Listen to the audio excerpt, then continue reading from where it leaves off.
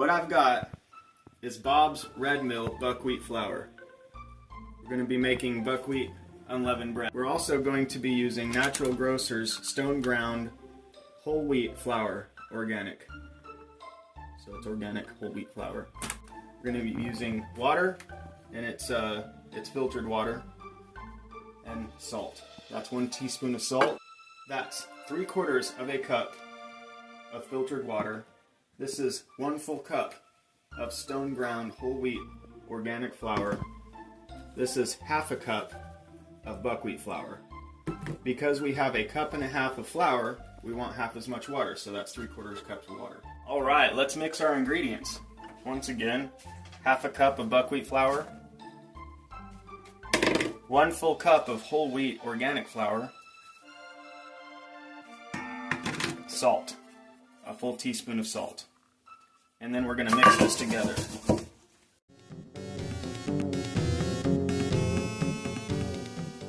I'm going to make a well in the middle and put the water into the well. I also have some more flour standing by in case it's too much water.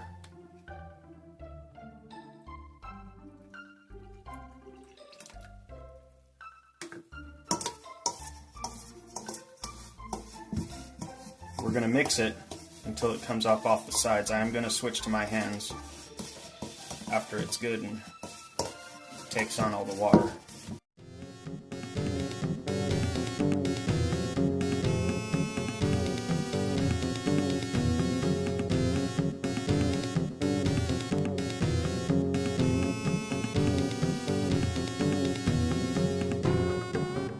I'm going to do my best to not let the dough get between my fingers. And of course you want to use dry hands. So I just roll it on the sides for now. Let it pick up everything that's not picked up.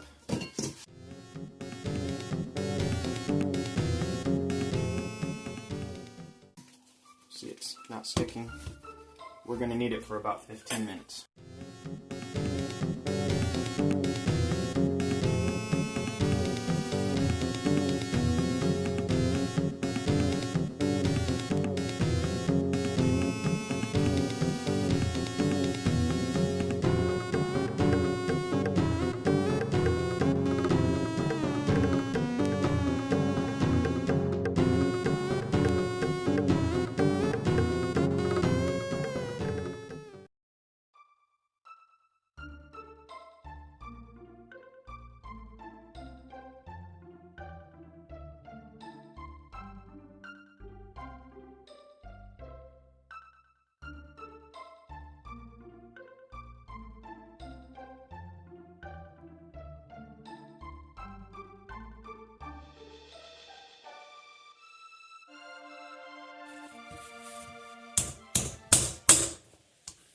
Okay, I always spank my dough. Who's your daddy? Kneading, kneading, kneading. We're going to go ahead and roll it into a ball. And we're going to let it rest for an hour, hour and a half, 2 hours, or until it's ready to be used. We're going to leave it in the room temperature air for at least an hour, probably an hour and a half, before we continue with the process. Welcome back. Now that our dough has been resting for a few hours, we're going to go ahead and continue with this process. What we're going to need for this is we're going to need some flour. I used all-purpose flour right here. Any amount will do, just as long as you can sprinkle it, keep it from sticking to everything. We're going to need a rolling pin, we're going to need the dough, and we're going to need a pan. I've got it set a little bit less than medium heat, so about 4 or 5 on this scale. So, are we ready to go? I'm going to go ahead and flour the surface. I'm going to flour the roller, the pin.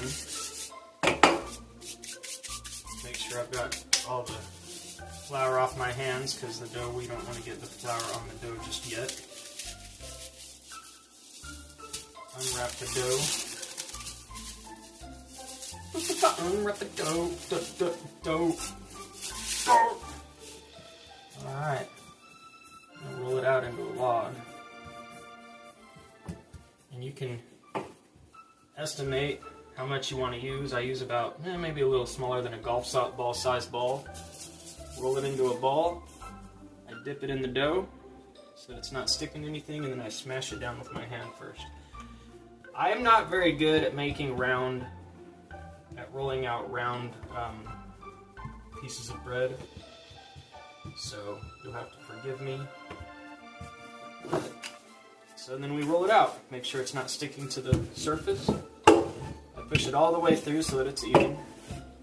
And I flip it. Roll it out. Flip it. Roll it out. Flip it. Roll it out.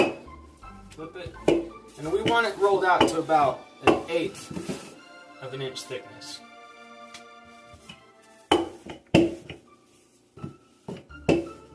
Looks good to me. See, we want about 1/8 of an inch thickness. I'm going to do a couple before we move on. Off that dough. Boom.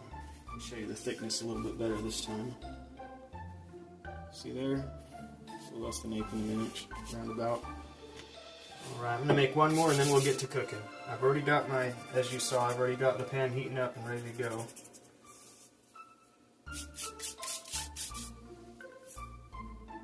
Try to go a little bit bigger this time.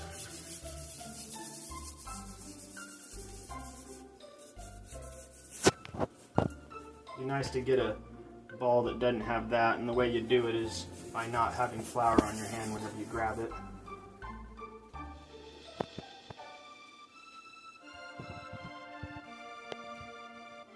And apparently, if you use too much flour here, it's not good for it. I don't know.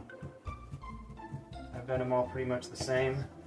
I'm just doing enough that it doesn't stick, because I don't want it to stick to the surface or to the rolling pin.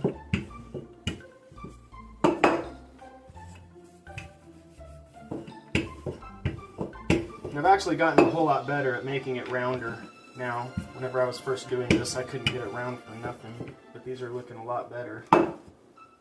See there's not a lot of flour on that, so I'm going to add a little bit more flour to it.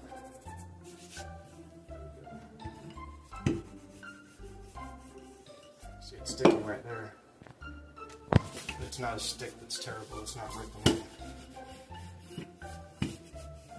See, that one's a little bit bigger. I'm satisfied with that thickness. Alright, let's get to cooking. Let's start with our first one here.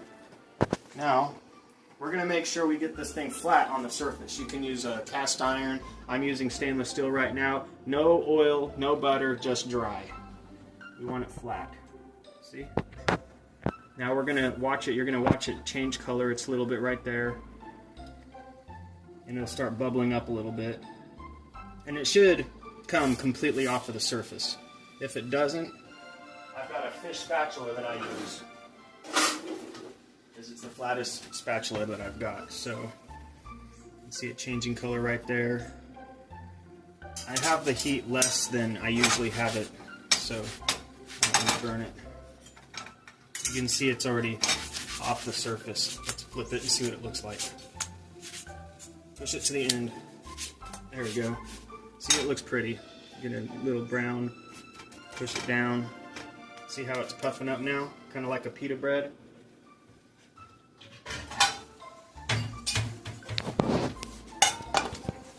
Pull out the plate to put it on. Should have been mise en place already. That's my bad. I'm going to take a look at it. See? It's nice and golden brown going on there. A couple more seconds. Beautiful. I'm going to throw a little bit of salt on there. Just a little bit of sea salt so that it has some flavor. Alright, next we got our next piece. This one feels a little bit thicker. Let's see if it puffs up anymore. There we go, we got it nice and flat. If you have like a bubble in there or a hill, whenever you flip it over, that hill will be it's cooked, but it doesn't look like it. It's not very pleasant. You want to get it as flat as possible on that pan. I really want to get a cast iron skillet. I really want to get a skillet. See, it's already come up off the surface. That's awesome. You can see it's getting darker. starting to bubble up a little bit. I'm going to go to give it a flip. Perfect. Look at that. Beautiful.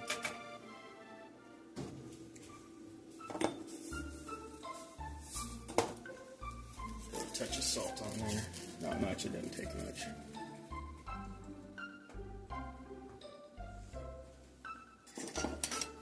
Use the spatula to kind of push it down, make sure it gets cooked evenly, and you can see it's bubbling up, splitting apart, kind of like, once again, like pita. That dark space right there, that part didn't hit that wasn't touching the pan directly on the other side. And that's what it looks like whenever you get like a hill in there. Beautiful. I'm going to give it another minute, 10, 15 seconds on that side. We'll call it good. We'll cook our last piece of dough. Beautiful. I'm going to put that over here.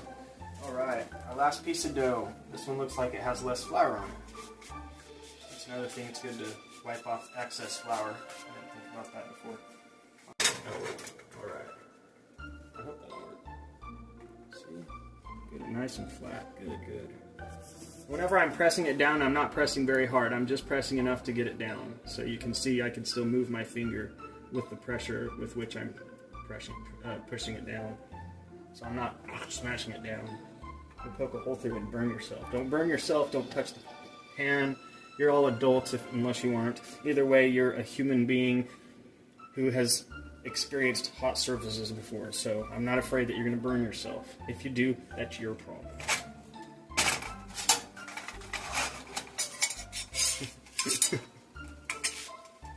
My wife's over here giggling at me.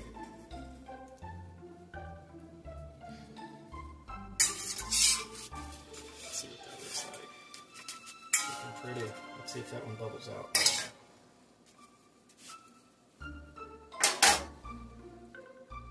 I got a good temperature on it this time. Looks like just above 4 is the one. See it bubbling up a little bit. I don't know if you guys can see it bubbling up, but I can. And it makes me happy.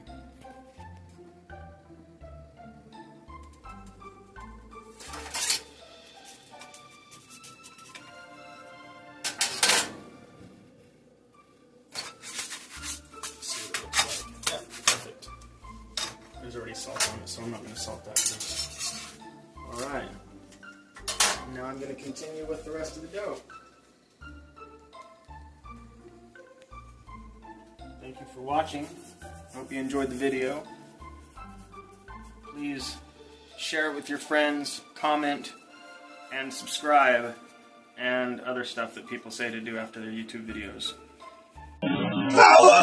Thank you very much for watching our very first instructional YouTube video.